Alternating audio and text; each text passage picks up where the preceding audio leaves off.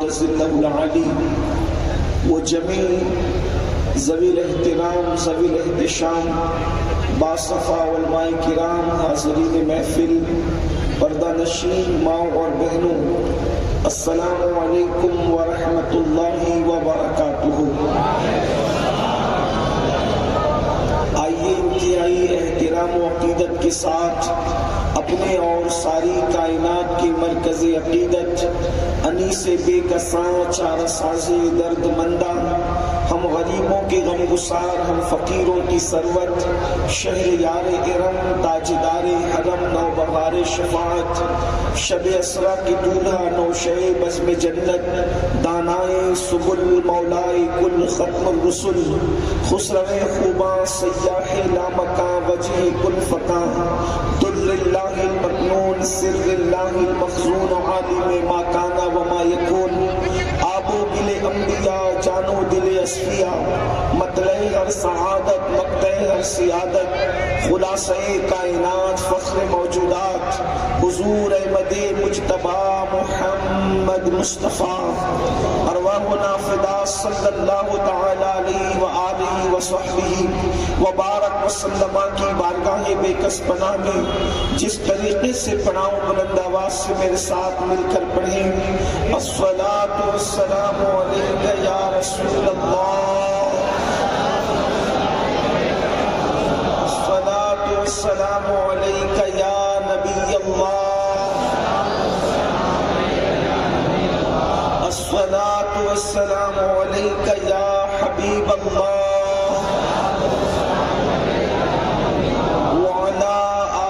واصحابک یا نور اللہ، صلی اللہ تعالی علیہ وسلم۔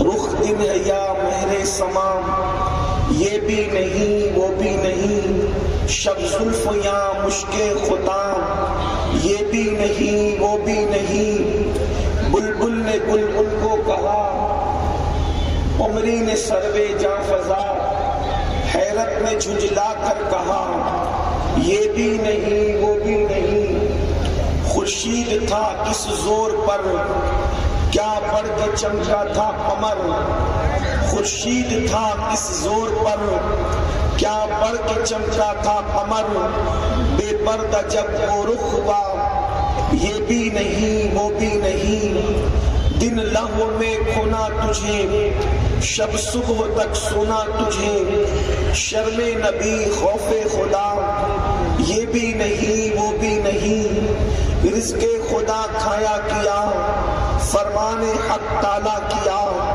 شکر کرم در سے سزا، یہ بھی نہیں وہ بھی نہیں، اور ڈر تھا کہ عصیاں کی سزا اب ہوگی یا روز جزا، ڈر تھا کہ عصیاں کی سزا اب ہوگی یا روز جزا، دی ان کی رحمت نے صدا، یہ بھی نہیں وہ بھی نہیں۔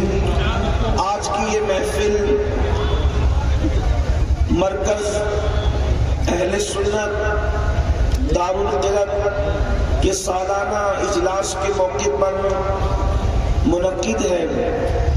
پہلی مرتبہ آپ کے شہر جمشید پور میں حاضری کا شرف میرے اللہ نے اپنے محبوب صلی اللہ علیہ وآلہ وسلم کی نالین کے تصدق عطا فرمایا۔ اہل جمشید پور کی بے پناہ محبتیں اللہ تبارک و تعالی آپ سب کو آپ کی محبتوں کا بہتر صلہ دونوں جہان میں عطا فرمائے۔ میں نے جن آیات کی تلاوت کرنے کا شرف حاصل کیا ہے، اللہ تبارک و تعالیٰ اس کے متعلق مجھے حق کہنے اور آپ سب کو حق سن کر اس پر عمل کرنے اور اسے عام کرنے کی توفیق عطا فرمائے۔ انسان اپنے آپ کو بڑا دانشور سمجھتا ہے، انسان اپنے آپ کو بہت عقل مند سمجھتا ہے، شاید ہی کوئی انسان ایسا ہو جو اپنے آپ کو دانشور نہ سمجھتا ہو، اپنے آپ کو عقل مند نہ سمجھتا ہو۔ لیکن جب کسی انسان کو ہم گناہ کرتے ہوئے دیکھتے ہیں تو حیرت ہوتی ہے، اتنا عقلمند انسان، اتنا دانشور انسان، اور کتنی بڑی نادانی کر رہا ہے، کتنی بڑی بے وقوفی کر رہا ہے، کتنی بڑی بے عقلی سے کام لے رہا ہے۔ اس کی وجہ یہ ہے کہ جب وہ گناہ کر رہا ہے، جب وہ اللہ کی نافرمانی کر رہا ہے، جب وہ رب کے فرامین کو پیٹھ کے پیچھے ڈال کر اپنے آپ کو اللہ کے عذاب سے قریب کر رہا ہے، اپنے آپ کو اللہ کے عذاب کا مستحق قرار دے رہا ہے، اللہ کے عذاب کو مول لے رہا ہے، تو کتنا نادان ہے یہ انسان۔ آپ کہیں گے وہ کیوں؟ جو اللہ کے عذاب کو مول لے وہ نادان کیسے؟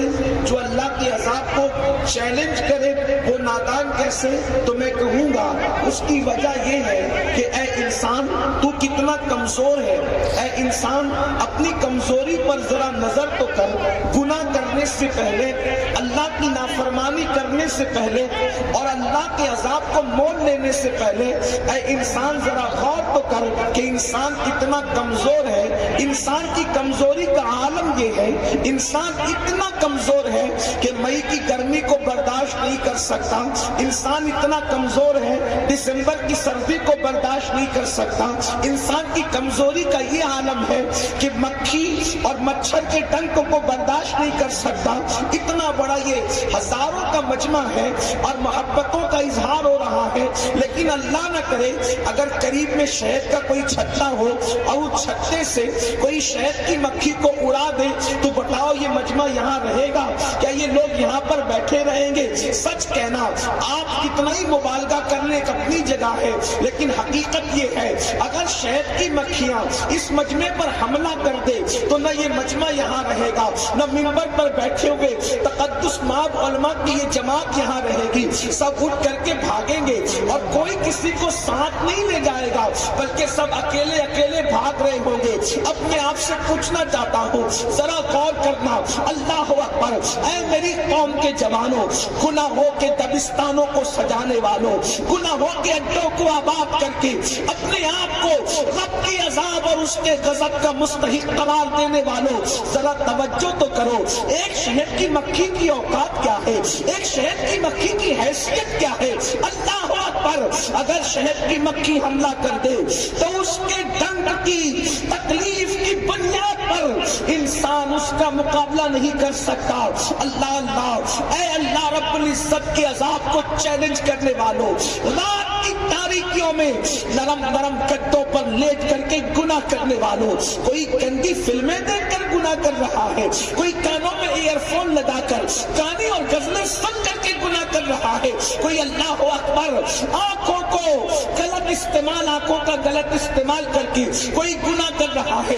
میرے بھائی تھوڑی دیر کے لیے ذرا سوچو تو صحیح، وہ انسان کی کمزوریاں، اللہ اکبر، جو مکھی کا ڈنک برداشت نہ کر سکے، شہد کی مکھی کے ڈنک سے بھاگ جائے، اللہ اللہ، اللہ کا عذاب کیسے برداشت کر سکیں گے؟ کہاں یہ کمزور مخلوق جسے شہد کی مکھی کہتے ہیں، اور کہاں وہ طاقتور اللہ؟ اس کی طاقت کا اندازہ تو لگاؤ۔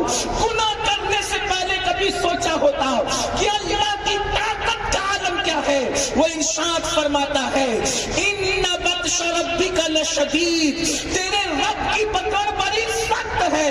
کبھی قرآن کا مطالعہ کیا، کبھی احادیث کا مطالعہ کیا، اس کی پکڑ کیسی ہے؟ جب اس نے فرعون کی پکڑ کی تو اس کو دریا میں غرق کر دیا، اللہ اکبر، اور جب اللہ نے اس کی پکڑ کی ہے اور اس کو دریا میں غرق کیا ہے تو غرق ہوتے ہوتے فرعون نے ایمان لانے کی بات کی تھی، لیکن اس کا بھی خیال کرنا، یہ جو انسان سوچتا ہے نا کہ میں کل توبہ کروں گا، میں کل توبہ کروں گا، میں کل سدھر جاؤں گا، کہیں ایسا تو نہیں کہ فرعون کی طرح سدھرنے کا وقت ہی ختم ہو جائے، ہم سدھرنا چاہے اور قدرت ہمیں قبول نہ کرے۔ اللہ اکبر، میرے آقا علیہ الصلوۃ والتسلیم کے دیوانوں، جب فرعون پر پکڑ ہوئی اور فرعون کو دریا میں غرق کر دیا گیا تو قرآن کہتا ہے پانی کی موجوں نے، دریا کی لہروں نے اس کو قبول نہیں کیا، بلکہ اس کے لاشے کو باہر پھینک کر کے لوگوں کے لیے عبرت کا سامان پیدا کر دیا۔ اس وقت کے بادشاہ کو جس نے صدیوں حکومت کی، نہ اس کو کفن نصیب ہو سکا، نہ اس کو قبر سکی. فرعون کی لاش میوزیم میں پڑی ہوئی پکار پکار کر کے دعوت عبرت دے رہی ہے. جوانی کے نشے میں گناہ کر کے اللہ کو ناراض کرنے والوں، دولت کے نشے میں گناہ کر کے اللہ کو ناراض کرنے والوں، حکومت کے نشے میں گناہ کر کے اللہ کو ناراض کرنے والوں، اللہ کی پکڑ کا اندازہ تو کرو. میرا رب فرماتا ہے ان عذاب ربک لواقع، بے شک تیرے رب کا عذاب واقع ہو کر رہے گا. یہاں میری قوم کے کچھ جوان سوچتے ہیں مولانا اللہ رحیم ہے، اللہ کریم ہے، اللہ ستار ہے، اللہ غفار ہے، وہ بخش دے گا، وہ بخش دے گا.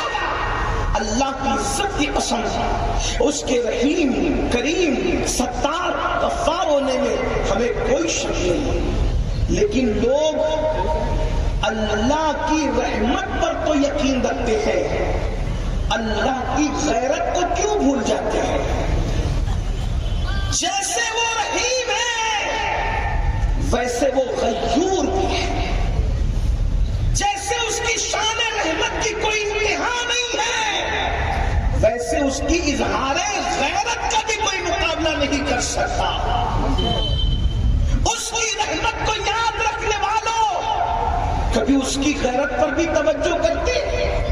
جب اللہ کسی قوم پر عذاب نازل کرنے کا فیصلہ کر لے، جب اللہ کسی قوم پر عذاب نازل کرنے کا فیصلہ کر لے تو اس وقت دنیا کی کوئی طاقت میرے اللہ کے عذاب کو ٹال نہیں سکتی. قرآن کہتا ہے ما لہ من دافع، جب اللہ رب العزت کسی قوم پر عذاب نازل کرنے کا فیصلہ کر لے تو دنیا کی کوئی طاقت اللہ کے عذاب کو ٹال نہیں سکتی. اب آپ مجھے بتائیں اللہ اکبر، جب یہ آیہ کریمہ ایک مرتبہ سیدنا فاروق اعظم رضی اللہ تعالیٰ عنہ نے سنی تو آپ زمین پر بے ہوش ہو کر کے گر پڑے اور کئی دن تک کہ آپ بیمار رہے، آپ پر بیماری کی کیفیت طاری رہی. ذرا سوچو تو صحیح، جن کو رسول اللہ نے جنت کی بشارت دی تھی، اللہ اکبر، ان لوگوں کی کیفیت یہ ہے کہ وہ عذاب کی آیتوں کو سن کر کے بے ہوش ہوتے ہیں. اور ہمارا جنت میں جانے کا کوئی ٹھکانہ نہیں،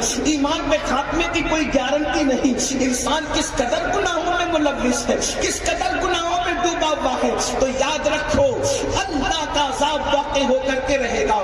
آئیے ذرا چند احادیث کا مطالعہ کرتے ہیں تاکہ پتہ چلے ہم جن جرائم میں گرفتار ہیں ان کا عذاب کیا کیا ہے اور ہم اللہ کے عذاب کو برداشت نہیں کر سکتے. میرے پیارے آقا صلی اللہ علیہ وسلم کے پیارے دیوانوں، ابھی آپ نے سنا جب ہم مکھی اور مچھر کے ڈنک کو برداشت نہیں کر سکتے تو ہم اللہ کا عذاب کیسے برداشت کر سکیں گے؟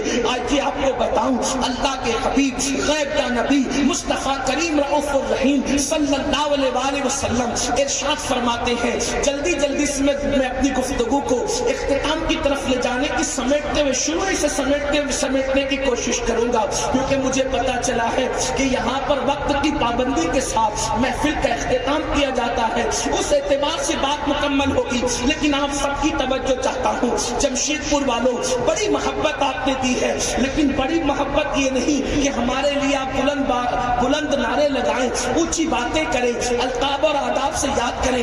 یہ اصل محبت نہیں، بلکہ آپ نے سننے کے لیے بلایا ہے. آپ سنیں اور ہو سکے تو غور کریں اور اپنی زندگی کو بدلنے کی کوشش کریں. اللہ اکبر. میرے آقا صلی اللہ علیہ وسلم کے دیوانوں، مصطفیٰ کریم رؤوف الرحیم صلی اللہ علیہ وسلم ارشاد فرماتے ہیں، جس کو فقیہ ابو اللیث سمرقندی اپنی کتاب میں نقل کرتے ہیں، اللہ کے حبیب غیب کا نبی صلی اللہ علیہ وسلم نے فرمایا جہنم کے اندر ایک وادی ہے اور اس وادی کا حال یہ ہے کہ ایک دن میں 5 مرتبہ جہنم بھی اس سے طلا مانگتا ہے. اندازہ تو کرو، غور تو کرو، یہ کسی مولوی صاحب کی گفتگو نہیں کہ مبالغہ کے ساتھ آپ کو ڈرا دے، یہ کسی خطیب کے خطابت کی جلانیاں نہیں کہ اللہ اکبر آپ کو لرزہ اندام کر دے. یہ اس صادق و مصدوق کا فرمان ہے جس نے اپنی طبیعت پر نفس کی خواہش کی بنیاد پر کبھی گفتگو اور کلام کیا ہی نہیں، بلکہ ان کی شان کے ہے،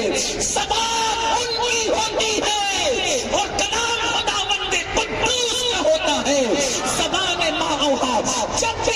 ہوئی، خدا کے حکم پر گویا ہوئی، ان کی ہر ادا رب کی مرضی کے تابع ہے۔ اللہ اکبر، وہ سچے نبی فرماتے ہیں، وہ میرے آقا فرماتے ہیں، اللہ اکبر، ایک مرد ایک دن میں جہنم 5 مرتبہ جس وادی سے پناہ مانگتا ہے، اور اس وادی کا حال یہ ہے اس کے اندر اگر پہاڑ ڈال دیے جائیں تو پہاڑ بھی پگھل جائے۔ تھوڑا غور کرنا میری قوم کے جوانوں، غور کرنا، لوگوں سے نفرت کرتے کرتے کیا ہم اپنے آپ سے بھی نفرت کرنے لگے؟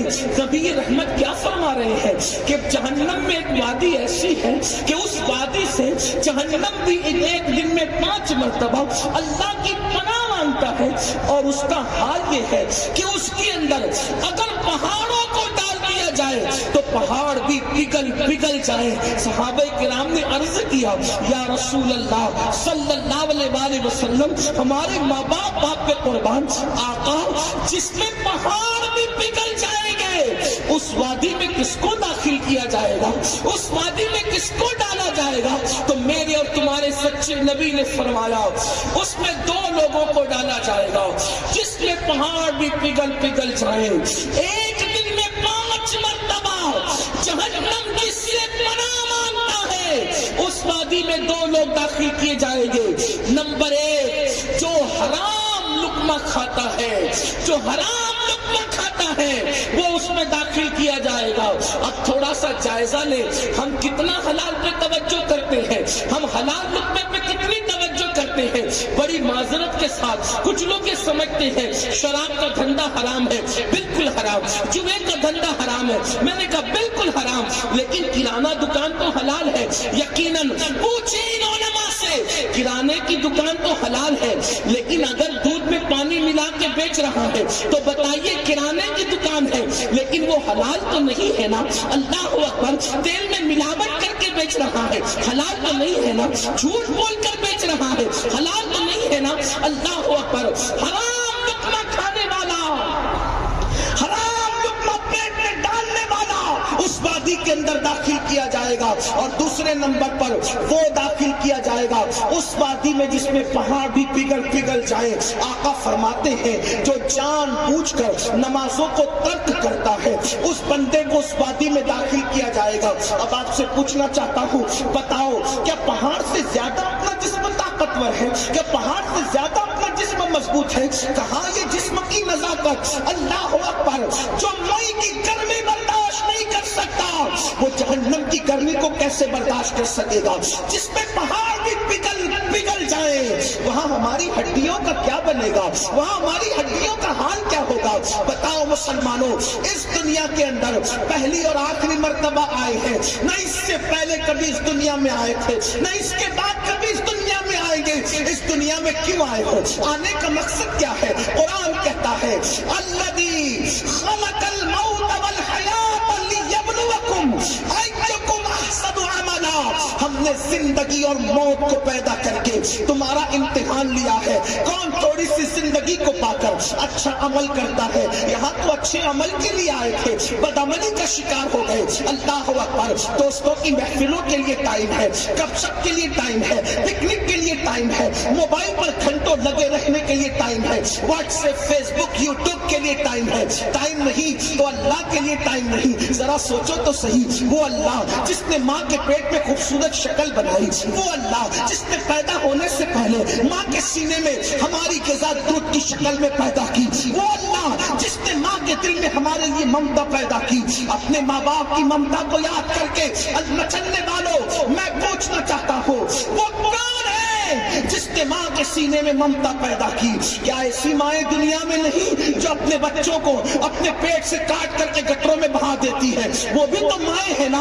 اگر اللہ ہماری ماں کے دل میں ہماری محبت پیدا نہ کرتا، ہمارے باپ کے دل میں شفقت پیدا نہ کرتا، اور وہ ماں باپ ہمارے پیٹ میں آنے کے بعد ہمیں بھی ٹکڑے کر کے گرا دیتے، تو بتاؤ ہمارا کیا بنتا، ہمارا انجام کیا ہوتا؟ پھر سوچو، ایسی بھی تو مائیں دنیا میں ہے نا۔ آپ ماں کی ممتا کی بات کرتے ہیں، لیکن حقائق یہ ہے ایسی بھی ماں دنیا میں دیکھی گئی ہے کہ جو پیدا ہونے کے بعد بچے کو ہاسپٹل میں چھوڑ کر کے بھاگ جاتی ہے، کبھی کچرے کی کنڈی پہ ڈال کے بھاگ جاتی ہے۔ اگر ہماری ماں بھی ایسا کرتی تو بولو کیا ہوتا؟ اب بتاؤ جس نے سینے لگا لگا کے پالا، اس ماں کے سینے میں جس نے ممتا پیدا کی ہے، وہ وہی رب محمد وحدہ لا شریک ہے، جس کے لیے ہمارے پاس کوئی وقت نہیں، جس کے لیے ہمارے پاس کوئی ٹائم نہیں۔ سوچو تو صحیح، ماں کے پیٹ میں بنانے والا وہ، ماں کے سینے میں غذا پیدا کرنے والا وہ، ماں باپ کے دل میں شفقتیں محبتیں پیدا کرنے والا وہ، بولنے کی صلاحیت دینے والا وہ، چلنے کی صلاحیت دینے والا وہ۔ ذرا غور تو کرو، اپنے خوبصورت جسموں پر غرور اور گھمنڈ کرنے والوں، اگر اللہ پیروں میں چلنے کی طاقت نہ دیتا، ہاتھوں میں پکڑنے کی طاقت نہ دیتا، زبان میں بولنے کی طاقت نہ دیتا، آنکھوں کو دیکھنے کی طاقت نہ دیتا، تو کیا بھکاری نہ بن جاتے؟ کیا مجبور نہ ہو جاتے؟ کیا تباہ اور برباد نہ ہو جاتے؟ مجھے بتاؤ، آنکھوں کو دیکھنے کی صلاحیت کس نے دی؟ ہاتھوں کو کام کرنے کی صلاحیت کس نے دی؟ پیروں کو چلنے کی طاقت کس نے دی؟ پیروں پہ کھڑے ہونے کی طاقت کس نے دی؟ ماں باپ لقمہ کھلا سکتے ہیں لیکن چلا نہیں سکتے، ماں باپ بولنا سکھا سکتے ہیں لیکن زبان کو قوت گویائی نہیں دے سکتے۔ وہ کون ہے؟ وہ میرا اور تمہارا اللہ ہے، وحدہ لا شریک ہے۔ اب مجھے بتاؤ، جو ایک گلاس پانی پلائے اس کا شکریہ ادا کرنا نہیں بھولے، اور جس اللہ نے ساری نعمتیں دی، کتنی سادگی سے کہتے ہو وقت نہیں مولانا، ٹائم نہیں مولانا۔ جو قوم اپنے اللہ کے لیے وقت نہ نکالے، وہ قوم زمین پر عزت کے ساتھ کیسے جی سکتی ہے؟ وہ قوم وقار کے ساتھ زمین پہ کیسے جی سکتی ہے؟ اس قوم کے گھر میں سکون اور چین کیسے ہو سکتا ہے؟ یاد رکھنا، دولت کے بل پر نرم گدے خرید سکتے ہو، دولت کے بل پر سکون کی نیند نہیں خرید سکتے۔ سکون کی نیند دولت کی بنیاد پر نہیں، سکون کی نیند تو ان کو آتی ہے جو مسجدوں میں سجدے کر کے رسول رحمت کی آنکھوں کو ٹھنڈک پہنچاتے ہیں، تو اللہ انہیں سکون کی نیند عطا کرتا ہے۔ اللہ اکبر۔ یاد رکھنا، بڑی بڑی حویلیاں تعمیر کر کے آپ اپنے جسم کے آرام کا انتظام تو کر سکتے ہو، لیکن ان حویلیوں کے اندر اپنے دل کے سکون کا انتظام نہیں کر سکتے۔ وجہ، سکون اسی کو ملتا ہے جو قبر انور میں رسول رحمت کو سکون پہنچانے کی کوشش کرتا ہے۔ مجھے بتاؤ، جب کوئی مسلمان نماز کے وقت میں فلم دیکھ رہا ہوگا تو اس وقت میرے نبی کے دل پر کیا گزرتی ہوگی؟ اس وقت میرے آقا کے دل پر کیا گزرتی ہوگی؟ جب کوئی مسلمان جوان حجام کی کرسی پر بیٹھ کر اپنے چہرے سے داڑھی مڈا کر کٹر میں پھینکواتا ہوگا، اس وقت میرے نبی کے دل پر کیا گزرتی ہوگی؟ معاذ اللہ، جب کوئی جوان کسی یوٹیوب چینل پر گندی فلم دیکھ رہا ہوگا، اس وقت میرے نبی کے دل پر کیا گزرتی ہوگی؟ جب کوئی جوان کسی لڑکی پر پاپ کی نظر ڈالتا ہوگا، اس وقت میرے نبی کے دل پر کیا گزرتی ہوگی؟ جس وقت کوئی جوان زنا کے اڈوں پہ جاتا ہوگا، اس وقت میرے نبی کے دل پہ کیا گزرتی ہوگی؟ جس وقت کوئی جوان رسول اللہ کا امتی اللہ اکبر نشہ کر کے گٹر کے کنارے پڑا رہتا ہوگا، اس وقت میرے نبی کے دل پر کیا گزرتی ہوگی؟ اس لیے کہ ہم کسی مردہ نبی کا کلمہ نہیں پڑھتے، ہم اس نبی کا کلمہ پڑھتے ہیں جس کے بارے میں ہم قسم کھا کے کہتے ہیں تو زندہ اللہ، تو زندہ اللہ، میرے چشم عالم سے چھپ جانے والے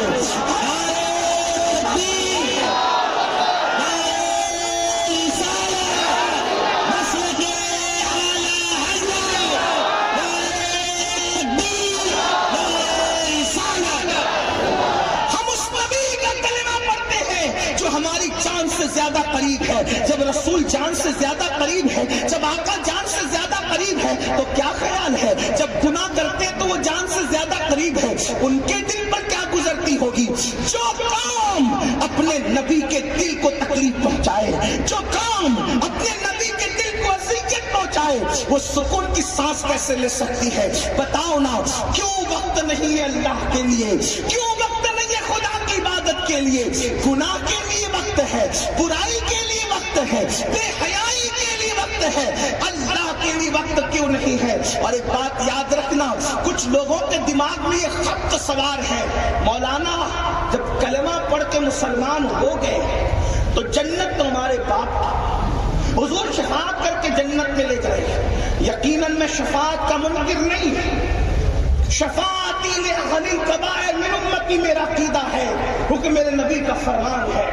مگر ایک بات کہتا ہوں، آؤ بے نمازی سے اللہ کے رسول کتنی نفرت کرتے ہیں۔ حضور علیہ السلام بے نمازی سے کتنی نفرت فرماتے ہیں۔ میرے آقا علیہ السلام اپنے صحابہ کو نصیحت کیا کرتے تھے، فرماتے تھے، حضرت ابو ہریرہ سے مخاطب ہو کر کے فرمایا، ابو ہریرہ ہو سکے تو کبھی بے نمازی کی صحبت میں بھی مت بیٹھنا۔ حضور علیہ السلام بے نمازی کے ساتھ بیٹھنے سے بھی منع فرماتے ہیں، اور ارشاد فرماتے بے نمازی کے ساتھ نہ بیٹھو، اس لیے کہ بے نمازی پر آسمان سے مسلسل اللہ کی لعنت برستی ہے۔ جس پر اللہ کی لعنت آسمان سے برسے اس کی روزی میں برکت کا تصور کیسا؟ پوچھو علماء سے۔ اللہ اسی پہ لعنت کرتا ہے جس سے ناراض ہوتا ہے، اور جس سے ناراض ہوتا ہے اس پہ لعنت کرتا ہے۔ تو جس پہ لعنت ہو رہی ہو اس پر رحمت کیسے ہوگی؟ جس پہ لعنت ہو رہی ہو اس کو سکون کیسے ملے گا؟ جس پہ لعنت ہو رہی ہو اس کو قرار کیسے ملے گا؟ جس پہ لعنت ہو رہی ہو اس کو برکت کیسے نصیب ہوگی؟ اللہ کی لعنت برستی آسمان سے۔ آقا علیہ السلام فرماتے ہیں بے نمازی کے ساتھ اٹھا بیٹھا نہ کرو، ان کے ساتھ نہ بیٹھو۔ اس کے بعد میرے آقا صلی اللہ علیہ وآلہ وسلم اپنے صحابہ سے کہتے ہیں، اے میرے صحابہ دعا کرو اللہ کی بارگاہ میں، اللہ کسی کو بدبخت نہ کرے، اللہ کسی کو محروم نہ کرے۔ تو صحابہ کرام نے عرض کیا، یا رسول اللہ صلی اللہ علیہ وآلہ وسلم یہ بدبخت کون ہے اور محروم کون ہے؟ اللہ اکبر۔ بدبخت کا مطلب کیا؟ یعنی اس کا جو وہ وقت اس کا مقدر بیدار نہیں ہے۔ اللہ اللہ، آقا فرماتے دعا کرو کہ اللہ کسی کو بدبخت نہ کرے اور کسی کو محروم نہ کرے۔ تو صحابہ نے پوچھا آقا بدبخت اور محروم کون ہے؟ تو سرکار ابد قرار صلی اللہ علیہ وآلہ وسلم فرماتے ہیں جو نماز کو چھوڑ دیتا ہے وہ بدبخت بھی ہے، وہ محروم بھی ہے۔ آپ مجھے بتائیں نا، اللہ کے رسول علیہ السلام فرما رہے ہیں نماز کو چھوڑنے والا بدبخت بھی ہے، محروم بھی ہے۔ اور ایک بات اور سن لیں، آقا علیہ الصلوۃ والتسلیم ارشاد فرماتے ہیں جس نے جان بوجھ کر نماز ترک کر دی، قیامت کے دن اس کے ساتھ میرا کوئی وعدہ نہیں۔ آقا فرماتے قیامت کے دن اس کے ساتھ میرا کوئی وعدہ نہیں۔ اور صحابہ کرام کا فتویٰ تو یہ ہے، آپ کو سب کے فتوے کی خبر ہے، اپنے بارے میں جو فتویٰ صحابہ کا اس کی بھی تو خبر ہو۔ صحابہ کرام کہتے ہیں رسول اللہ کے ظاہری دور میں جو نماز پڑھتا تھا ہم اسی کو مسلمان سمجھتے تھے، اور جو نماز نہیں پڑھتا تھا ہم اس کو مسلمان نہیں سمجھتے تھے۔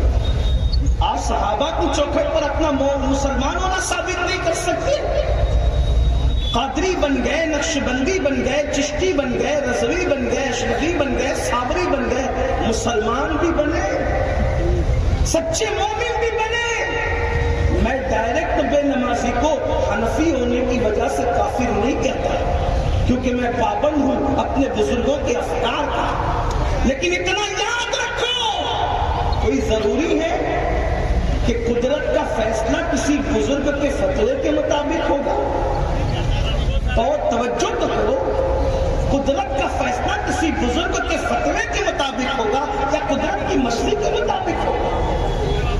جب اس کی شان بے نیازی یہ ہے کہ ایک معصوم کو جسے خلیفۃ الارض کہہ کر پیدا کیا جاتا ہے ایک لغزش پیغمبرانہ پر جنت کے باہر کر دیتے ہیں، اور وہ معصوم 300 سال تک کے روتا اور آنسو بہاتا ہے اور کوئی جواب نہیں دیا جاتا۔ جب یہاں معصوموں کے لیے اتنی شان غیرت ہے تو میری اور آپ کی اوقات کیا ہے؟ تو مسلمانوں، میری قوم کے جوانوں سن لو، ہمارے مسائل کا حل نہ سیاسی لیڈروں کی چوکھٹ پر ہے، نہ نعرے بازیوں میں ہے، نہ دھرنے بازیوں میں ہے۔ اچھی طرح سے کان کھول کے سن لو، کل بھی ہمارے مسائل کا حل اللہ کی بارگاہ میں تھا، سجدوں میں تھا، مسجدوں میں تھا، اور آج بھی جب تک کہ مسلمان سجدے کو لازم نہیں پکڑے گا اس وقت تک کہ وہ کبھی کامیاب نہیں ہو سکتا، اس کے مسائل حل نہیں ہو سکتے۔ کسی بزرگ نے فرمایا، ایک بزرگ فرماتے ہیں جب بستی کے لوگ مسجد کو تعمیر کرتے ہیں اور اس میں عبادت کے لیے نہیں آتے، نوجوان عبادت نہیں کرتے، تو رات کی تاریکیوں میں مسجد اللہ کی بارگاہ میں عرض کرتی ہے، اے اللہ جس نے مجھے ویران کر دیا تو ان کے گھروں کو ویران کر دے۔ مجھے بتاؤ جس قوم کے لیے بربادی کی دعا مسجدیں کر رہی ہو، جس قوم کے لیے ہلاکت کی دعا مسجدیں کر رہی ہو، جس قوم کے لیے ان کے گھروں کی تباہی کی دعا مسجدیں کر رہی ہو، ان کے گھروں پہ بلڈوزر نہ چلیں گے، ان کے گھروں پر مشینیں نہ چلے گی، ان کے شبستان نہ اجڑیں گے، ان کے نشیمن کو آگ نہیں لگے گی۔ سن لو، یہ دنیا کے ظالم تو ایک پتلی کی طرح ہے، حقیقی حکم تو میرے اللہ کا ہے، اس مؤثر حقیقی کا ہے۔ خدا کے گھروں کو ویران کرنے والوں کیا سمجھتے ہو تم اللہ کے گھر کو ویران کرو گے اور اللہ تمہارے گھروں کو آباد کرے گا، تمہارے گھروں کی آبادی کے لیے اسباب بنائے جائیں گے؟ نہیں نہیں۔ آؤ اے جمشید پور کے جوانوں، اے غیرت مند قوم کے جوانوں، آج عہد کرو کہ سردی ہو، گرمی ہو، بارش ہو، آندھی ہو، طوفان ہو، کبھی نماز ترک نہ کرنا، کبھی نماز نہ چھوڑنا۔ اللہ اکبر۔ میرے آقا صلی اللہ علیہ وآلہ وسلم کے دیوانوں، آئیے اپنی اس عنوان کا اختتام کرنے سے پہلے ایک روایت اور سن لے، پھر آگے چلتے ہیں۔ اللہ کے سچے نبی، غیب کا نبی صلی اللہ علیہ وآلہ وسلم ارشاد فرماتے ہیں، میرے اور تمہارے آقا ارشاد فرماتے ہیں کہ مرتے وقت سب سے زیادہ تکلیف اگر کسی کو ہوتی ہے تو بے نمازی کو ہوتی ہے۔ مرتے وقت سب سے زیادہ تکلیف اگر کسی کو ہوتی ہے تو بے نمازی کو ہوتی ہے، یہاں تک کہ بے نمازی پر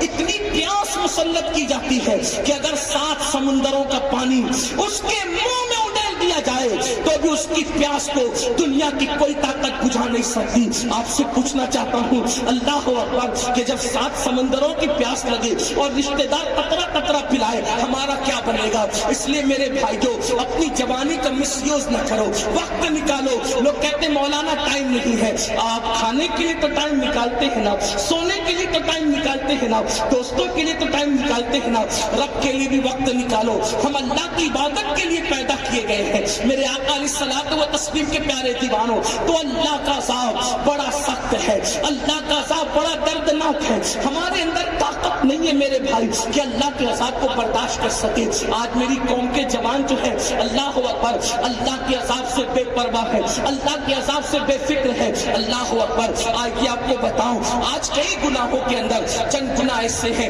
جو نوجوانوں کی پہچان بنتے جا رہے ہیں، بالخصوص مسلم نوجوانوں کی۔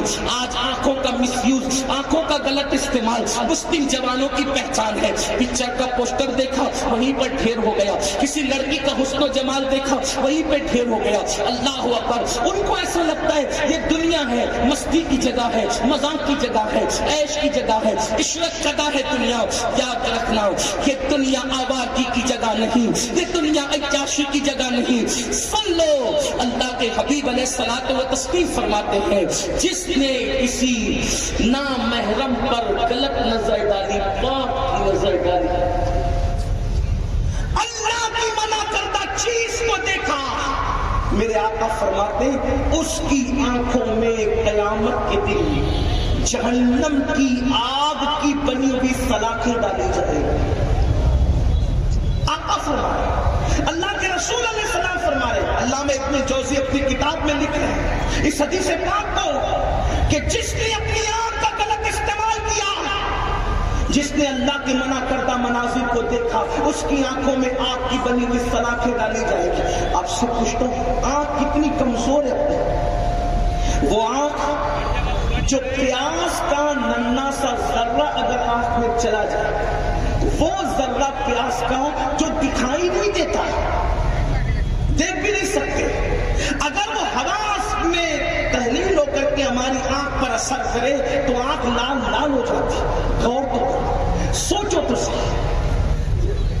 اپنی طاقت پر گھمنڈ کرنے والوں غور تو کرو کہ جو آنکھ پیاس کا ننھا سا ذرہ برداشت نہ کر سکے، جو آنکھ اپنی پلک کا ٹوٹا ہوا بال برداشت نہ کر سکے، جو آنکھ چھوٹا سا تنکا برداشت نہ کر سکے، جب اس آنکھ کا غلط استعمال کرنے پر ان آنکھوں کے اندر جہنم کی آگ کی بنی ہوئی سلاخیں ڈالی جائے گی، اس وقت ان آنکھوں کا کیا بنے گا، ان آنکھوں کا کیا ہوگا؟ اور پھر کہتا ہوں یہ کوئی کہانی قصہ نہیں. جس نبی کے کہنے پہ اللہ کو ایک مانا ہے، جس نبی کے کہنے پہ قرآن کو اللہ کی کتاب مانا ہے، جس نبی کے کہنے پر اسلام کو سچا دین مانا ہے، وہی رسول رحمت فرما رہے ہیں، وہی صادق و مصدوق فرما رہے ہیں. جنہوں نے آنکھوں کا غلط استعمال کیا ہوگا، جو آنکھوں کا مس یوز کریں گے، ان کی آنکھوں میں جہنم کی آگ کی بنی ہوئی سلاخیں، اور وہ بھی جہنم کی آگ کیا، میرے اور تمہارے سچے نبی صلی اللہ علیہ وسلم فرماتے ہیں دنیا کی آگ سے 69 درجہ زیادہ، 69 درجہ زیادہ تیز و ترار جہنم کی آگ ہے. اس میں بدبو ہے، اس میں جو ہے وہ اللہ اکبر روشنی نہیں ہے، اندھیرا ہی اندھیرا ہے، تاریکی تاریکی ہے. جب یہ سلاخیں آنکھ میں ڈالی جائے گی اس وقت ان آنکھوں کا کیا ہوگا؟ لیکن یاد رکھنا اس وقت بندہ توبہ توبہ کرے گا، اس وقت بندہ پچھتائے گا، لیکن قدرت کی طرف سے اعلان ہوگا پچھتانے کا وقت ختم ہو گیا بندے، پچھتانے کا وقت چلا گیا بندے، توبہ کا دروازہ بند ہو چکا بندے، اب تو عذاب ہی عذاب ہے. لیکن اس وقت پچھتانا کام نہ آئے گا. میری قوم کے جوانوں، فلمیں دیکھ کر کے کہاں جا رہے ہو؟ گندی فلموں کی طرف کہاں جا رہے ہو؟ میں یہ نہیں کہتا کون کیا کر رہا ہے، کون کیا کر رہا ہے مجھے نہیں پتا، لیکن اتنا ضرور ہے اپنے من میں ڈوب کر باجا سراغ زندگی، تو اگر میرا نہیں بنتا نہ بن. اپنی تنہائیاں کیسی ہے؟ اپنا تو بن، اپنا تو بن. ہماری تنہائیوں کو ہمارے سوا کون جانتا ہے؟ اچھی طرح جانتے ہو کیا کرتے ہو، راتیں کیسے گزرتی ہے. اللہ اکبر. جن لوگوں کے سامنے متقی پرہیزگار اچھا انسان بننے کے لیے گزرتا ہے اور رات کی تاریکیوں میں پاپ ہے، جرائم ہے، اللہ کی نافرمانیاں ہے، سن لو انسان کتنا مکر کر رہا ہے. اگر سی سی ٹی وی کیمرے کی زد میں ہو تو آدمی منہ کا گٹکا بھی نہیں تھوکتا، منہ کا پان بھی نہیں تھوکتا، کیونکہ سی سی ٹی وی کیمرے کی زد میں ہے. اپنے جیسا انسان سی سی ٹی وی کیمرے کے ذریعے سے ہمیں کیچ کر رہا ہے تو احتیاط کا یہ عالم ہے. اور وہ غیور قادر و قیوم دیکھ رہا ہے، وہ رب جبار دیکھ رہا ہے، وہ رب قہار دیکھ رہا ہے. ہمارا کیا حال ہے؟ یاد رکھنا ہمارا اللہ ہم سے غافل نہیں ہے. قرآن کہتا ہے اللہ اکبر، ان اللہ کان علیکم رقیبا، تیرا رب تم پر کڑی نگرانی کر رہا ہے. ان اللہ خبیر بما تعملون، وہ تمہارے اعمال کی خبر رکھتا ہے، وہ تم سے دور نہیں ہے. ہوا معکم اینما کنتم، تم جہاں کہیں ہو اللہ تمہارے ساتھ ہے، اتنے قریب ہے. نحن اقرب الیہ من حبل الورید، وہ ہماری شہرت سے زیادہ قریب ہے اور غیرت والا ہے. اس لیے میرے بھائیوں اپنی آنکھوں کا غلط استعمال نہ کرو. آئیے آپ کو بتاؤں، آج ہماری پہچان بن چکی ہے. دن میں بہت اچھے ہیں، لوگ دیکھ رہے تو بہت اچھے ہیں، لوگ دیکھ رہے تو بہت احتیاط ہے، لیکن تنہائیاں گناہوں میں گزر رہی ہے، تنہائیاں رات کی جرائم میں گزر رہی ہے، تنہائیاں رات کی برائیوں میں گزر رہی ہے. سن لو اللہ کے رسول علیہ السلام فرماتے، اس حدیث کو دل پہ لکھ لینا ہو سکے. اللہ کے رسول فرماتے ہیں کہ اللہ فرماتا ہے جو تنہائی میں گناہ کرتا ہے وہ میرے ساتھ اعلان جنگ کرتا ہے. تنہائی میں گناہ کرنے والا خدا کو جنگ کا چیلنج کرنے والے کے برابر ہے. اللہ فرماتا ہے میں اس سے اعلان جنگ کرتا ہوں. اللہ فرماتا ہے میں اس سے اعلان جنگ کرتا ہوں، اور اکیلے میں گناہ کرنے والا مجھ سے اعلان جنگ کرتا ہے. ہماری اوقات اتنی ہے ہم کسی محلے کے کارپوریٹر سے نہیں جیت سکتے. ہماری اوقات اتنی نہیں ہے. محلے میں اگر اکیلے گلی میں چل رہے ہو تو کتے سے بھی ڈر لگتا ہے. جو قوم کتے سے بھی ڈرتی ہو اور جو کارپوریٹر سے بھی جیتنے کی اوقات نہیں رکھتی, اکیلے میں گناہ کر کے خدا کو جنگ کا چیلنج کرے, اللہ کو جنگ کا چیلنج. اور جو اللہ کو جنگ کا چیلنج کرے اس کا انجام کیا ہوگا؟ اس کا انجام کیا ہوگا؟ شداد نے اللہ کو چیلنج کیا, تیری جنت کی مجھے حاجت نہیں, میں اپنی جنت بناؤں. اٹھا کر دیکھو تفاسیر میں اس نے کتنا خرچہ کیا. روایتوں میں آتا ہے سونے کی اینٹیں لگائی اپنی خود ساختہ جنت, مشک کی مٹی بچھائی اپنی خود ساختہ جنت میں. اس کے کنکر جو نبیوں سے سنے تھے کہ ہیرے جواہرات کے ہیں, تو اپنے خطوں کی دماغ کے خطوں کی بنیاد پر ہیرے جواہرات کی دنیا پہ بچھا دی. حالانکہ دنیا کا مشک, دنیا کے ہیرے جواہرات, دنیا کا سونا چاندی جنت کے سونا چاندی کا کیا مقابلہ کر سکتا ہے؟ لیکن اس کو خط تھا, اللہ کو چیلنج کیا اور بنا لی خود ساختہ جنت. خود کی جنت بنائی, خود کے پیسے کی بنائی, خود کی فوج سے بنائی, خود کے مزدوروں سے بنائی. اللہ کی شان دے. اللہ کو جنگ کا چیلنج نہ کرنا, خدا کا مقابلہ کرنے کی کوشش نہ کرنا. مجھے یقین ہے کوئی بھی مسلمان اس نیت سے گناہ نہیں کرتا کہ وہ اللہ کو چیلنج کرتا ہے, لیکن اللہ تو کہہ رہا ہے نا کہ اکیلے میں گناہ کرنے والے, تنہائی میں گناہ کرنے والے, تو مجھے جنگ کا چیلنج کرتا ہے. سوچو تباہی کیا ہوگی, بربادی کیا. لوگ کہتے ہیں مولانا مسلمان کٹ لیں. میں نے کہا کیوں نہ کٹے؟ جب رات کی تنہائیوں میں بات کر رہے ہیں, اللہ کہتا ہے میں جنگ کا چیلنج کرتا ہوں اس قوم کو. خدا جب جنگ کا چیلنج کرے تنہائی میں گناہ کرنے والوں کو, تو یہ قوم کٹے گی نہیں, یہ قوم تباہ نہیں ہوگی, یہ قوم برباد نہیں ہوگی. جس کو پاس شریعت نہ خوف خدا, وہ رہا کیا رہا, وہ گیا کیا گیا. وہ ایک تصویر تھی جو مٹا دی گئی. غلط ہے, مسلمان مارا گیا. مسلمان کا تو اٹھنے والا قدم لرزتے ہوئے اٹھتا ہے کہ اس قدم سے میرا اللہ راضی ہوگا کہ ناراض ہوگا.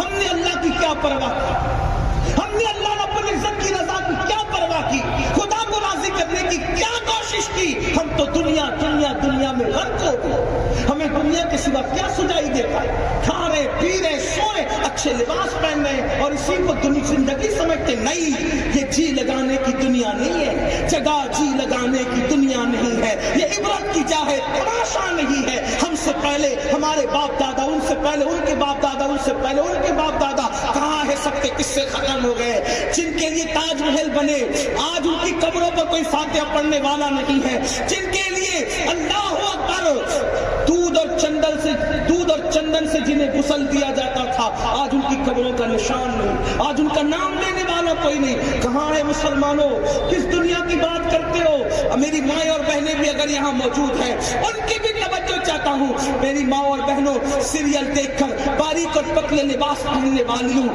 تنگ اور چست لباس پہن کر جسم کا حسن ظاہر کرنے والی میری بہنوں, اتنا کر کے زمین پہ کر کر چلنے والیوں, میرے رسول نے فرمایا جو عورتیں زمین پر مٹک مٹک کر چلتی ہیں, ان عورتوں پر اللہ نے جنت کی خوشبو بھی حرام کر دی ہے.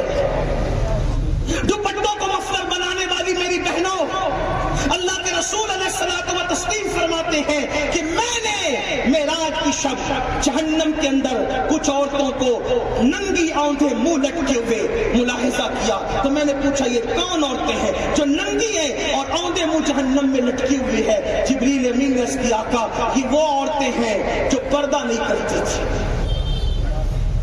اتنا نازک ہے عورتوں کا معاملہ, کوئی ڈانٹ دے تو ان کے آنسو نہ تھمے, اور جرائم اتنے کہ اپنے آپ کو جہنم کا ایندھن بنا. فرمایا میرے آقا علیہ السلام نے کچھ عورتوں کے منہ میں نے کتے کی طرح دیکھے اور ان کی زبان ان کی پیٹھ پہ لٹک رہی تھی. میں نے پوچھا جبریل یہ کون عورتیں ہیں جن کے منہ کتے کی طرح ہے اور زبان پیٹھ پہ لٹک رہی ہے؟ عرض کی یا رسول اللہ یہ شوہر سے منہ چلانے والی عورتیں ہیں, شوہر سے زبان درازی کرنے والی عورتیں ہیں, اور شوہر کا دل دکھانے والی عورتیں ہیں. آج تو سیدہ فاطمہ کی زندگی کو کو دیکھ کر عورتیں گھر میں زندگی نہیں گزار رہی ہے، اماں عائشہ کی زندگی کو پڑھ کر عورتیں زندگی نہیں گزار رہی ہے، اماں خدیجہ کی زندگی کو پڑھ کے عورتیں زندگی نہیں گزار رہی ہے۔ عورتوں کو تو پاکستانی سیریل چاہیے، وہ پاکستانی سیریلوں میں جو سازشیں دیکھ رہی ہے وہ ساری سازشیں وہ اپنے گھر میں کرتی ہے۔ میں پوچھنا چاہتا ہوں، ہنسنے کی بات نہیں، یہ کوئی دل لگی کی محفل نہیں، یہ کوئی دل بہلانے کی محفل نہیں، یہ خود ایسے احتسابی کی محفل ہے۔ میں پوچھتا ہوں کہ ہمارا دل پاکستانی سیریلوں کا محتاج ہے؟ ارے پاکستانی سیریل یا دنیا کا کوئی سیریل جو اریانیت اور گندگی کی طرف لے جاتا ہے ہم اس پہ لعنت کرتے ہیں۔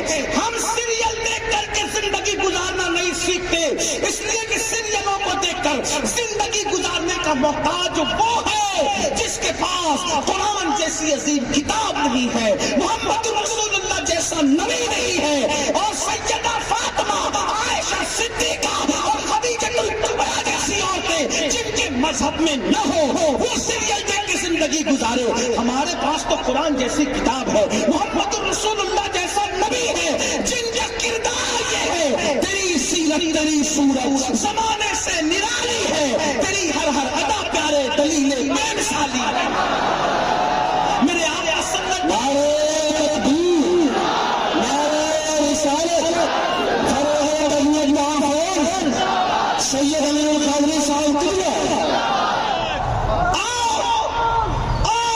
مصطفیٰ جان رحمت کے غلاموں، اپنے نبی کی طرف آؤ، اپنے دین کی طرف آؤ، اپنے مذہب کی طرف آؤ۔ بہت دور ہو چکے ہم اپنے دین سے، اپنے مذہب سے، مسلمان کہلا کر کے ہم کہاں ہیں؟ تو میری بہنوں سے بھی کہنا چاہتا ہوں، اے میری بہنوں، تم تو ڈانٹ پر بھی آنسو نکال دیتی ہو، اللہ کا عذاب کیسے برداشت کرو؟ میرے آقا فرماتے کتے کی شکل میں نے دیکھا ان کو، اور زبان ان کی پیٹھ پہ لٹک رہی تھی۔ آج عورتیں شوہر سے کیسے بات کریں؟ حالانکہ شوہر بھی بدمعاشیاں کرتے ہیں، میں ان سے بھی مخاطب ہوں۔ میرے رسول نے فرمایا صلی اللہ علیہ وآلہ وسلم، جیسا تم کھاؤ ویسا بیوی کو کھلاؤ، جس قیمت کا لباس تم پہنو ویسا بیوی کو پہنو۔ بلکہ نفل نمازوں میں اگر بیوی کی حق تلفی ہونے کا خوف ہے تو مصلی کو چھوڑ دو، نفل نماز نہ پڑھو، بیوی کے ساتھ رات گزارو۔ مصلی پہ نفل نماز پڑھ کے رات گزارنے سے بہتر ہے کہ آدمی اپنی بیوی کا حق ادا کرے۔ یہ ہمارے مذہب کی تعلیم۔ اب میں پوچھتا ہوں آپ سے، تھوڑا غور کریں، اگر نفل نماز پڑھنے سے بیوی کا حق جاتا ہے تو اللہ کے رسول فرما رہے، وہ جنہوں نے کہا نماز میں میری آنکھوں کی ٹھنڈک ہے، فرماتے مصلی چھوڑ دے، نفل نہ پڑھ، بیوی کا حق ادا کر۔ تو نفل پڑھنے سے بیوی کا حق جاتا ہے تو نفل پڑھنے سے اللہ کے رسول منع کر رہے ہیں، اور گھر میں آ کر کے موبائل میں گھنٹوں بیٹھ کر کے بیوی کی حق تلفی کرتے ہو۔ تو جو مذہب نفل کی وجہ سے بیوی کی حق تلفی ہو تو نفل سے منع کر دے، تو جو موبائل کی وجہ سے بیوی کی حق تلفی کرے وہ موبائل چلانے کی اجازت کیسے ہو سکتی ہے؟ گیم کھیلنے کی اجازت کیسے ہو سکتی ہے؟ موبائل کا نشہ، شراب سے بڑا نشہ موبائل کا ہے۔ شراب کا نشہ تو شرابیوں کو ہے، موبائل کا نشہ تو حاجی نمازیوں کو بھی ہے۔ موبائل کو ضرورت کے مطابق استعمال کرو، ضرورت کی بھائی موبائل کے بغیر زندہ رہ سکتے کہ نہیں رہ سکتے؟ کھانے کے بغیر زندہ رہ سکتے؟ توجہ آپ کی، کھانے کے بغیر زندہ رہ سکتے نہیں؟ پانی کے بغیر زندہ رہ سکتے؟ جس کھانے اور پینے کے بغیر زندہ نہیں رہ سکتے، توجہ، جس کھانے اور پینے کے بغیر زندہ نہیں رہ سکتے، اس کھانے اور پینے کے بارے میں قرآن کا اصول کیا ہے وہ سن لیں۔ اللہ فرماتا ہے کلو واشربو، کھاؤ پیو۔ اب دھیان دینا، اللہ دن بھر کھاتی نہیں، دن بھر پیتی نہیں، نہیں، کلو واشربو، کھاؤ پیو، ولا تسرف، حد نہیں توڑنا، حد سے آگے نہیں بڑھنا، ہے نا؟ جو کھانے کے بغیر ہم زندہ نہیں رہ سکتے اس کے لیے قرآن کہتا ہے کہ کھانے میں بھی جتنی ضرورت اتنا ہی کھانا۔ جس پانی کے بغیر زندہ نہیں رہ سکتے اس پانی کے لیے قرآن کہتا ہے ولا تسرف، جتنی ضرورت اتنا ہی پینا، حد سے بڑھ کے نہیں پینا، حد سے بڑھ کے نہیں کھانا۔ جب کھانے اور پینے میں حد ہے جو زندہ رہنے کے لیے ضروری ہے تو وہ موبائل جو زندگی کے لیے ضروری ہی نہیں ہے اس کی کوئی حد نہیں ہوگی؟ ادھر موبائل، ادھر موبائل، ادھر مسجد میں موبائل کے بغیر کتنا رہتے؟ آنکھ کھلی، کلمہ پڑھنے کی عادت نہیں. جیسے آپ کھلے گی فوراً موبائل پہ آ جائے گا کس کا میسج ہے نا. دوست یاروں کے اور فضول میسیجز کا اتنا خیال ہے. اللہ کے میسج کا کیا ہے؟ اللہ نے بھی تو کوئی میسج دیا ہے. اسی میسج کو قرآن کہتے ہیں اور اسی قرآن کی خدمت دار القرات والے کرتے ہیں. میں انہیں مبارکباد پیش کرتا ہوں. مجھے پتا چلا کہ 55 بچوں نے جو ہے وہ قرات حفظ کے ساتھ پورا قرآن حفظ کیا یا قرات سیکھا. جو بھی مجھے پتا چلا کہ 55 بچوں کی دستار ہے جس نصاب میں بھی ہو. میں مبارکباد دیتا ہوں. لیکن اچھا قرآن پڑھنا میں تمام اساتذہ کو, حضرت علامہ شاہد مصباحی صاحب اور ان کے تمام ٹیم کو مبارکباد دیتا ہوں. اور بالخصوص ہمارے برادر عزیز ہمارے مختار صفی صاحب جن کو آپ مسٹر بھائی کے نام سے جانتے ہیں, انہیں بھی مبارکباد دیتا ہوں. بات مسٹر اور ملا کی نہیں ہے, بات اللہ کی ہے. اللہ جس کو چن لے پھر وہ مسٹر ہو یا ملا, اللہ کام لیتا ہے. بات اللہ کی چننے کی ہے. حالانکہ آپ نے تو مسٹر یوں ہی مشہور کر دیا, ورنہ یہ بھی میں پہلی نظر میں دیکھا تو میں نے سمجھا کوئی بڑے مولانا ہی ہو گئے. اللہ پاک کام لیتا ہے, اللہ چن لیتا ہے. اور یاد رکھنا, اللہ جس کو چن لیتا ہے تو یوں ہی نہیں چنتا. میں ملانے کے لیے نہیں, سمجھانے کے لیے کہہ رہا ہوں. آپ الیکشن میں اس کو چنتے جس کو پسند کرتے ہیں نا, سمجھانے کے لیے صرف کہہ رہا ہوں. تو تم جسے پسند کرتے ہو اسی کو چنتے ہو. تو اللہ جس کو چنتا ہے پہلے پسند کرتا ہے, اس کے بعد چنتا ہے. تو جو کام کر رہے سمجھ لو کہ وہ میرے گہرے لوگ نہیں بننا بلکہ اللہ کی پسند ہے. وہ لوگ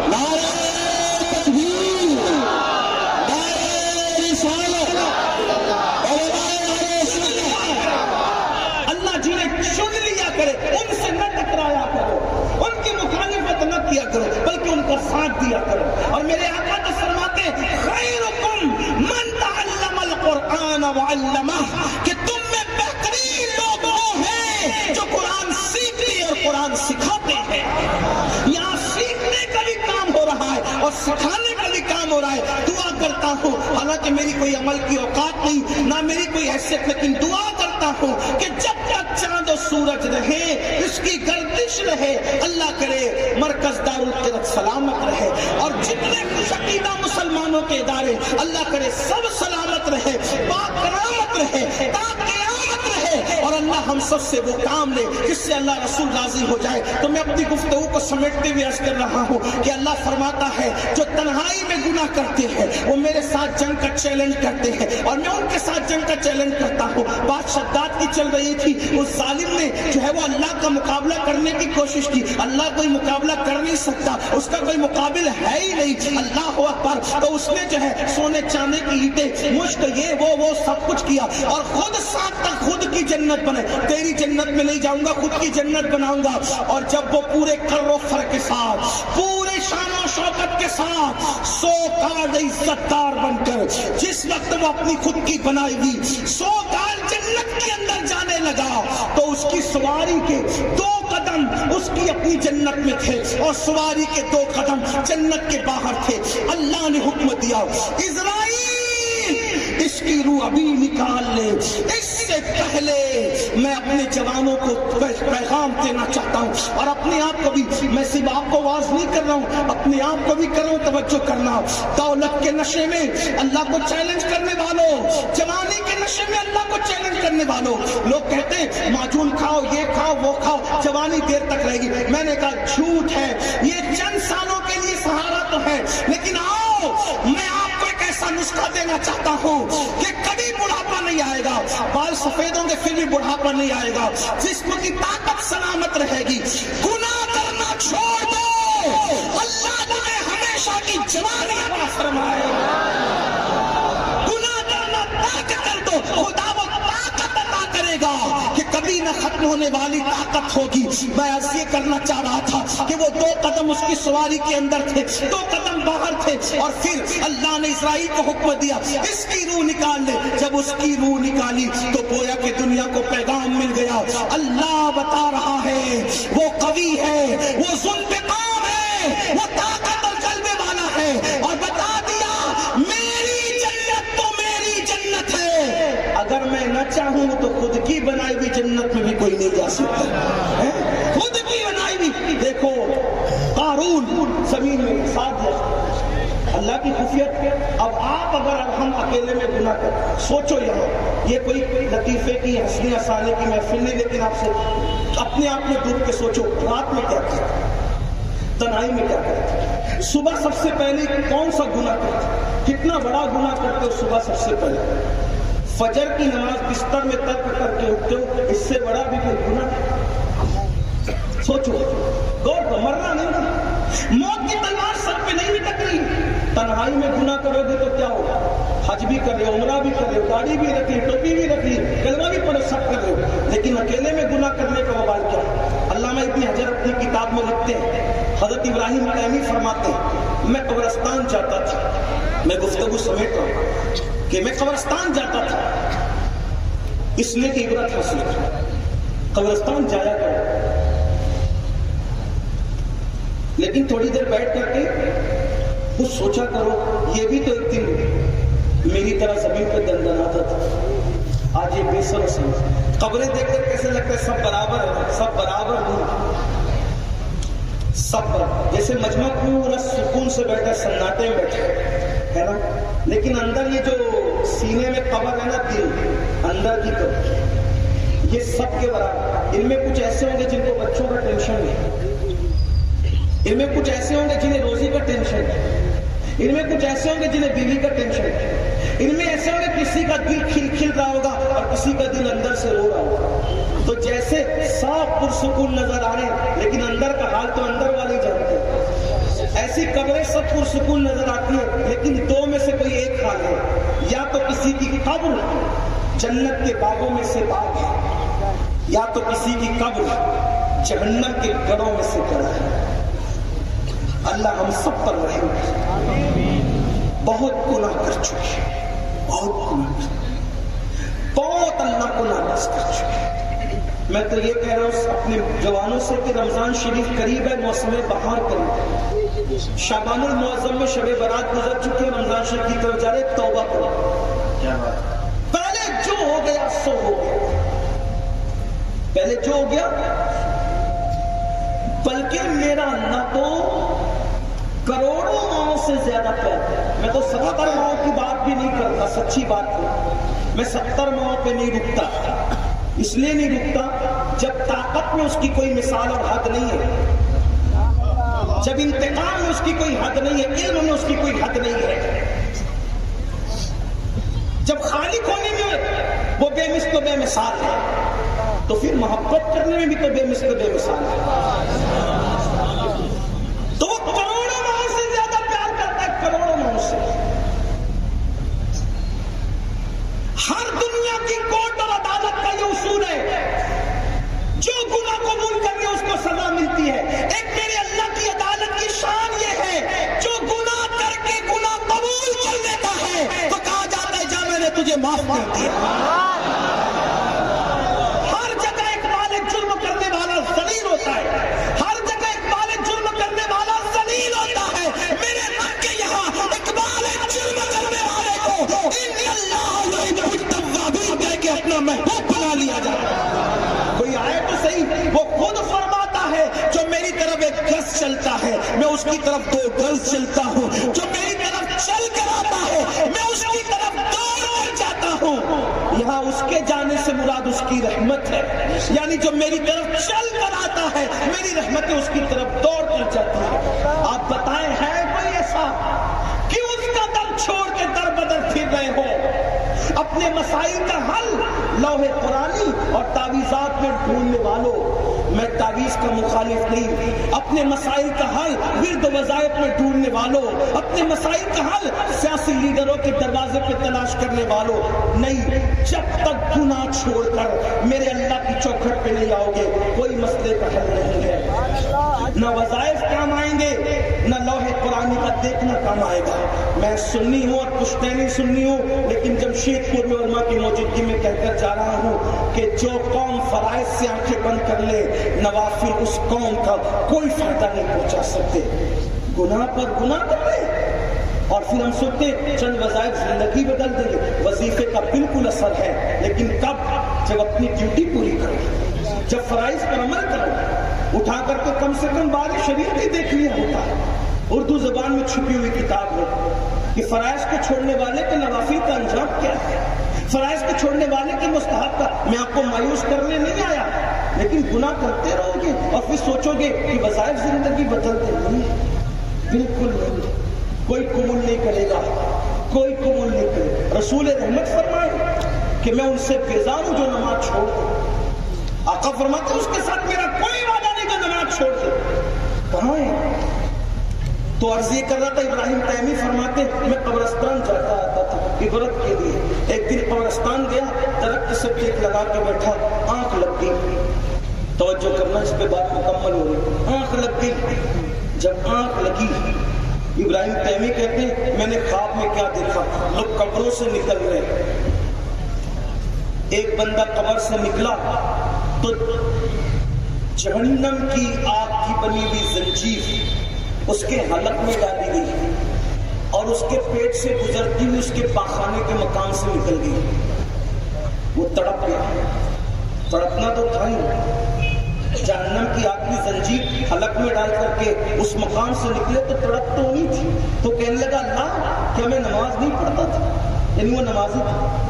میں حج نہیں کرتا تھا، میں تلاوت نہیں کرتا تھا، میں قرآن نہیں پڑھتا تھا، میں عمرہ نہیں کرتا تھا، میں نیکیاں نہیں کرتا تھا۔ نیکیاں گرانے لگا، غیب سے آواز آئی ظالم تو سب کرتا تھا، لیکن جب اکیلے میں ہوتا تو گناہ کرتا تھا، تنہائی میں ہوتا تو گناہ کرتا تھا۔ جو سب کے سامنے نیکی کرے، اب حدیث پاک سن لیں، اللہ کے رسول علیہ السلام فرماتے جو سب کے سامنے نیکی کرے اور تنہائی میں گناہ کرے، اللہ اس کے اعمال کو قیامت کے دن ہباء منصورا، ریت کے بکھرے ہوئے ذروں کی طرح بکھیر دے۔ وہ بے نیاز ہے۔ والعاقبۃ للمتقین کہا گیا کہ آخرت تو صرف اللہ سے ڈرنے والوں کے لیے، آخرت تو پرہیزگاروں کے لیے ہے۔ اس لیے اللہ کے بندوں آؤ رجوع کرے، بس این کرتے ہوئے آؤ سچی توبہ کرو، پلٹو۔ کب تک گناہ میں زندگی گزارو گے؟ گناہ میں سکون نہیں ہے، گناہ میں لذت تو ہے، گناہ میں عزت نہیں ہے، گناہ میں آرام تو ہے، گناہ میں سکون نہیں۔ آپ کہیں گے آرام اور سکون میں کیا فرق ہے؟ یہی آرام اور سکون میں فرق ہے۔ کرسی پہ بیٹھنے سے آرام ملتا ہے، لوگ اسی لیے کہتے ہیں کمفرٹیبل ہے کرسی۔ کرسی پہ بیٹھنے سے آرام ملتا ہے، کرسی پہ بیٹھنے سے سکون نہیں ملتا۔ نرم گدوں پہ لیٹنے سے آرام ملتا ہے، سکون نہیں ملتا۔ کھانا کھانے سے آرام ملتا ہے، سکون نہیں ملتا۔ آرام اور سکون میں فرق ہے۔ لوگوں نے آرام کو سکون سمجھ لیا۔ اگر کرسی میں بیٹھنے میں سکون ملتا تو جو پورے ملک کی کرسی میں بیٹھے ہوئے وہ بے چین کیوں؟ اگر کھانے سے سکون ملتا تو فٹ پاتھ پر بھیک مانگ کر آدھی روٹی کھانے والا سکون میں ہے، اور جس کا دسترخوان پورا بھرا ہے اس کو سکون نہیں۔ آرام اور سکون میں فرق ہے۔ آرام جسم کو ملتا ہے، سکون دل کو ملتا ہے۔ اس لیے سب لوگ آرام کی تلاش میں اسی کو سکون سمجھ رہے اور تڑپ رہے ہیں، بلک رہے ہیں۔ پوری دنیا بلک رہی ہے، کوئی کم کوئی زیادہ۔ چین سے لے کے ہند تک، ہند سے لے کے سندھ تک، سندھ سے لے کے امریکہ برطانیہ، بلکہ ایک دوسرے کو مار ڈال رہے کہ مجھے سکون نہیں تو اس کو بھی نہیں ہوگا، اس لیے یہ نیکی کرو کہ اس کو بھی لٹا دو تاکہ یہ سکون پا جائے۔ اور تو جو دنیا میں سکون نہ پا سکا وہ مر کے کیا سکون پائے؟ بلکہ دنیا کا کی بے اطمینانی تو لمیٹڈ ہے اور آخرت کی بے اطمینانی تو انلمیٹڈ ہے۔ نہ ختم ہونے والی. اس لیے آؤ اپنے اللہ سے رشتہ جوڑو, اپنے اللہ کے قریب آؤ. زندگی میں اللہ نے چانس دیا, توبہ کرو, اور اللہ کا وعدہ ہے جو توبہ کرے گا اسے گناہ سے ایسے پاک کر دیں گے جیسے ابھی اپنی ماں کے پیٹ سے پیدا. جو اختتامیہ کے طور پہ بات کرنے چلا ہوں وہ یہ, گناہ چھوڑ. اللہ کے رسول علیہ السلام سے پوچھا گیا سب سے بہترین ہجرت کیا ہے؟ فرمایا گناہ چھوڑ دینا یہ سب سے بہترین ہجرت ہے, اس سے بڑی کوئی ہجرت نہیں ہے. گناہ چھوڑو نیکی کی طرف. اب آپ سوچیں گے نہیں مولانا میں نے تو بہت گناہ کیا, میں نے تو بہت پاپ, میں نے تو بہت جرائم کیے, اللہ مجھے معاف کرے گا. میں نے کہا مایوس ہونا مومن کی شان نہیں. توبہ کرو اللہ معاف کرے, توبہ کرو اللہ معاف کرے. بس وہ روایت پڑھ کے بات ختم کرو. جب میں جہاں سے روایت پڑھ رہا ہوں اس کو لکھنے والے فقیہ ابو اللہ سمرقندی, میں وہاں سے روایت پڑھ رہا ہوں, اس کو سننے بات اسی پہ اینڈ کو پہنچتی ہے. اللہ توبہ کرنے والوں سے کتنا پیار کرتا ہے. ایک جوان تھا رسول اللہ کے دور میں, ایک عورت کو اس نے ٹچ کر ہاتھ پکڑ لیا, عورت کا ہاتھ. اب یہاں سے ایک بات یہ بھی سمجھ لی اس روایت میں کہ اللہ کے رسول کے یہاں گناہ کرنے والوں کو بے بات نہیں کیا جاتا ہے. یہ بات یاد رکھو. شاعری کی دنیا الگ ہے, حدیث کی دنیا الگ ہے. ہم نے شاعری کی دنیا میں بہت بے باتیاں کری. میں اس سے بہت معذرت چاہتا ہوں, برا لگے تو جمشید پور والوں برا لگے تو معاف کر دینا. اور ویسے میں آپ کی معلومات میں تو اضافہ نہیں کر سکتا کیونکہ آپ اس مرد قلندر کی خدمات سے پھول اور پھل رہے ہو جسے دنیا قائد اہل سنت علامہ ارشد القادری کے نام سے جانا. سبحان اللہ سبحان اللہ. ہماری جماعت کا وہ مرد قلندر ہے جو مناظرے کے میدان میں آیا تو ان سے بہتر مناظر نظر نہ آیا. قلم کی دنیا میں جس نے قدم رکھا تو پھر رئیس القلم کہلایا. بے شک بے شک. اور جب معماری کی طرف اہل سنت کے معمار کی حیثیت سے متعارف ہوا تو لوگ کہنے پہ مجبور ہو گئے کہ سینکڑوں دماغ ایک طرف ہے اور ارشد القادری کے فکر کی جولانیاں ایک اپنی الگ حیثیت رکھتی. بے شک. وہ ایک فرد واحد نہیں, ایک پوری انجمن تھی. اللہ ان کی قبر پر رحمت و نور کی برسات فرمائے. آمین ثم آمین. جب ہم ایسے شہر میں جاتے ہیں تو اپنے ہمارا تو کوئی قد ہی نہیں ہے. اگر یہاں کوئی بہت بڑا قداور آدمی آتا تو بھی وہ اپنے آپ کو بہت چھوٹا سمجھتا. چھ جائے کہ کوئی حیثیت ہی میری نہیں ہے, میں تو بس اس بنیاد پر آ گیا ہوں کہ رئیس القلم کے لگائے ہوئے پودوں کو میں کچھ پانی دے کر کے اپنی آخرت کے لیے سامان پیدا کروں. بہت خوب. تو میں کوئی بڑی بات یہاں نہیں کر سکتا کیونکہ آپ بہت علماء کو سنتے ہیں, مشائخ کو سنتے ہیں, ماشاءاللہ علماء کی یہاں محنتیں. لیکن ایک بات کہہ جا رہا ہوں کہ رسول اللہ کی بارگاہ میں گنہگاروں کو معافی کی طرح ابھارا جاتا ہے, مجرموں کو ڈھیل نہیں دی جاتی کہ جاؤ اور بے بات ہو جاؤ. یہ بے باتیاں ہمارے یہاں ہیں اور ہم لوگ سوچتے ہیں نا ہم کچھ بھی کریں گے, یہ مولانا بچا لیں گے, یہ سید صاحب بچا لیں گے, یہ پیر صاحب بچا لیں گے. جو سچا پیر ہوگا نا وہ گنہگار سے کبھی رعایت سے پیش نہیں آ سکتا. میں بھی جو روایت پڑھ رہا ہوں آپ کو سمجھ میں آئی گی. ایک جوان نے عورت کا ہاتھ پکڑا, میں مفہوم پڑھ رہا ہوں اس کا, توجہ, صرف ہاتھ پکڑا, زنا نہیں کی, اس کے ساتھ بدکاری نہیں کی, اس کے کندھے پہ ہاتھ صرف پکڑ لیا. اس عورت نے کہا اللہ سے ڈر, اللہ سے ڈر, تو خیر القرون میں جیتا ہے. وہ بھاگا وہاں سے. حضور علیہ السلام اپنے اصحاب کے ساتھ تبوک پر گئے ہوئے تھے. میں بطور مفہوم پڑھ رہا ہوں خلاصے کے ساتھ. وہ جنگلوں میں بھٹکنے لگا, اس سے کیا ہو گیا, ایک عورت تو صرف پکڑ لیا اس. اور ہم کیا کیا کریں اللہ کی, یہ آنکھیں کیا کیا کر رہی ہے, جسم کیا کیا کر رہے, وجود کیا کیا کر رہے, اور گناہ کو گناہ بھی نہیں سمجھ رہے. لیکن اللہ کی عدالت بہت قریب ہے, بہت جلد ہے. وہ رونے لگا, تڑپنے لگا, بلکنے لگا. حضور تبوک سے واپس آئے تو اس جوان کو عقد مواخات کے جس بندھن میں جس صحابی کے ساتھ باندھا گیا تھا, وہ صحابی اپنی بیوی سے کہنے لگے وہ فلاں نہیں دکھ رہا ہے. تو اس نے تو ایک عورت کو چھو لیا, اس کا ہاتھ پکڑا اور اس کو کہا گیا کہ اللہ سے ڈر, تو خیر القرون میں جیتا ہے. تو وہ جنگل میں بھاگ گیا. وہ صحابی کے اس جوان کو کہا بھائی چل واپس, میں مجھ سے بہت بڑا گناہ ہوا. کیا گناہ ہوا؟ عورت کو صرف پکڑ لیا. یہ ان کے یہاں سب سے بڑا گناہ تھا. اگر وہ آج کا ماحول دیکھتے تو کیا کہتے خدا جا. جہاں پر دوستی داری میں زنا ہے، جہاں محبت کے نام پر زنا ہے. بزرگوں نے فرمایا زنا کرنے والا غسل کرتا ہے. سرکار غریب نواز کے ملفوظات میں زنا کرنے والا غسل کرتا ہے تو اس کے غسل سے جتنے قطرے ٹپکتے ہیں ہر قطرے سے شیاطین پیدا کیے جاتے ہیں، اور وہ شیاطین قیامت تک جرائم اور پاپ کرتے رہیں گے، اور ان سب کا وبال اس کے سر پہ ہوگا جس کے زنا کے غسل سے وہ پیدا ہوئے تھے. چھوٹی موٹی چیز نہیں. آج فیشن بن گیا، بدکاری فیشن بن گیا. اللہ کی پناہ، اللہ ہماری نسلوں کو بچائے.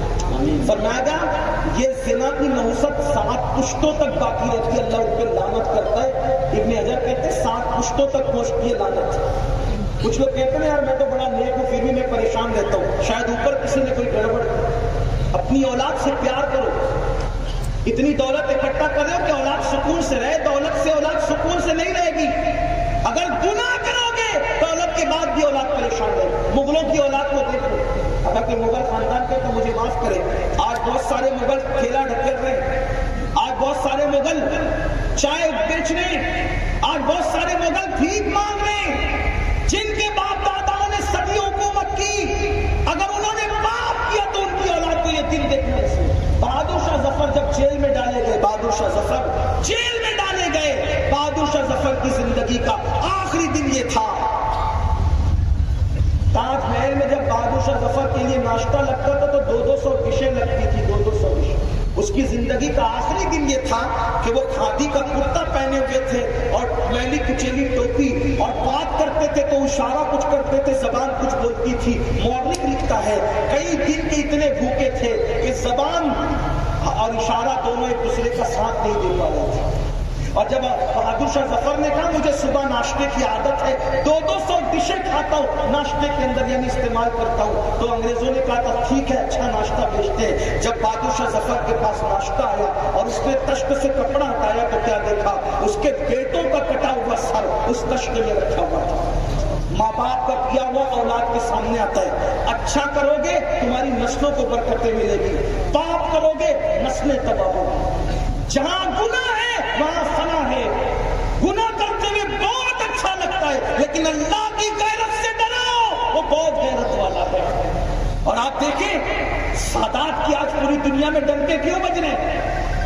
میری طرح تو بہت سارے بد عمل بھی، بے عمل نہیں، میری طرح بد عمل بھی ہے، لیکن یہ برکتیں کیوں ہیں؟ امام حسین نے اچھا کیا نا، سیدہ فاطمہ نے اچھا کیا نا، حسن نے اچھا کیا نا. تو باپ دادا اچھا کرتے ہیں تو اس کی برکتیں اولاد کو ملتی ہے. اسی لیے امام اہل سنت نے حدیث نقل کی فتاوی رضویہ شریف میں کہ میرے آقا فرماتے فاطمہ نے اپنی طہارت کی حفاظت کی، اس کی برکت یہ ہے کہ اللہ نے قیامت تک کے ان کی اولاد کو جہنم کی آگ میں حرام فرما دیا.